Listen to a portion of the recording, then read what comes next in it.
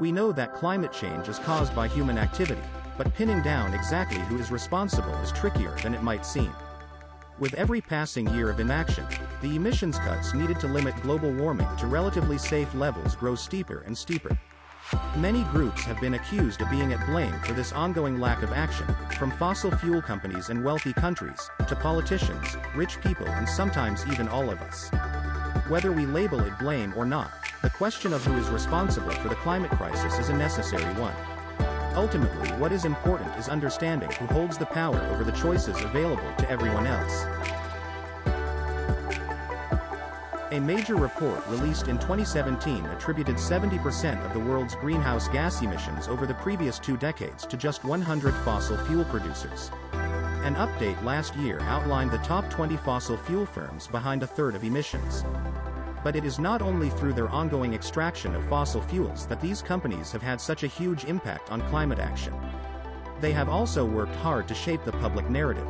In 2015, an investigation by US website Inside Climate News revealed that the oil firm Exxon knew about climate change for decades and led efforts to block measures to cut emissions. Revelations like this have contributed to strong public anger at fossil fuels firms. Many now think that such companies have said and done everything they could to be able to continue extracting and burning fossil fuels, no matter the cost. It's also worth remembering that the very concept of a personal carbon footprint was popularized by a wide-reaching 2005 BP media campaign. It's your fault, not ours. Concentrating on the influence of fossil fuel companies in the failure to reduce emissions means focusing on where the supply chain starts in the push to keep extracting fossil fuels. The people who consume the final products from fossil fuels, and, more specifically, those who consume a fair bit more than the rest. A recent international study from the University of Leeds calculated that, across 86 countries, the richest 10% of people consume around 20 times more energy than the poorest 10%. A big portion of this heightened consumption by richer people is through transport, the study found, flights, holidays and big cars driven long distances. Recent events have helped put the impact of individual action into perspective. Even at the height of the coronavirus pandemic in April, with many countries in lockdown, daily global CO2 emissions fell 17% compared with 2019 levels. The drop is certainly major, but the fact it was not even more gives an insight into how much deeper emissions cuts need to go than the lifestyle changes available to individual people.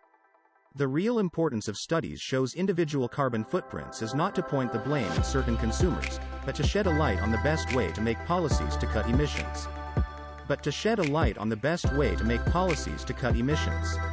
Large-scale public investment in renewable energy and energy efficiency would make more sense. Another way climate blame is often apportioned is by looking at which countries emit the most. The question of whether richer, historically more polluting countries should take more responsibility for climate change than others has long been a sore point at international climate negotiations. Addressing climate change requires urgent action by all people certainly, including rich and poor, but with wealthy countries taking the lead. The world's richest countries have released the vast majority of emissions, and many continue to emit many times more than poorer ones.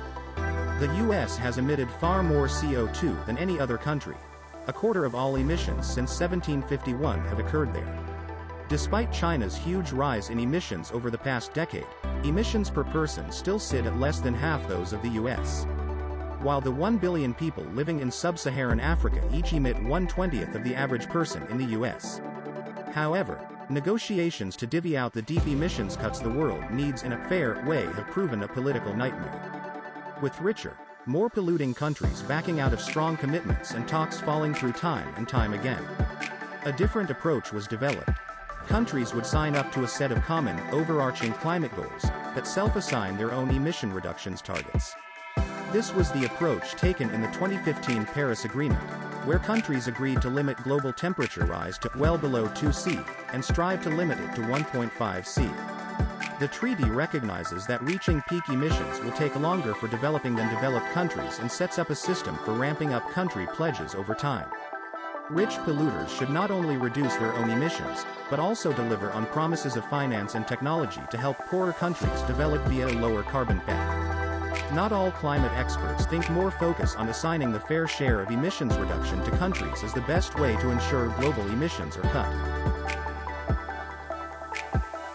Whether or not you think emissions cuts should be negotiated internationally, few would argue against the need for richer countries to take more responsibility.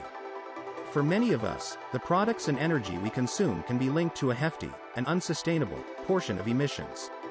Power differences between countries also play a strong role in the outcomes of international climate talks.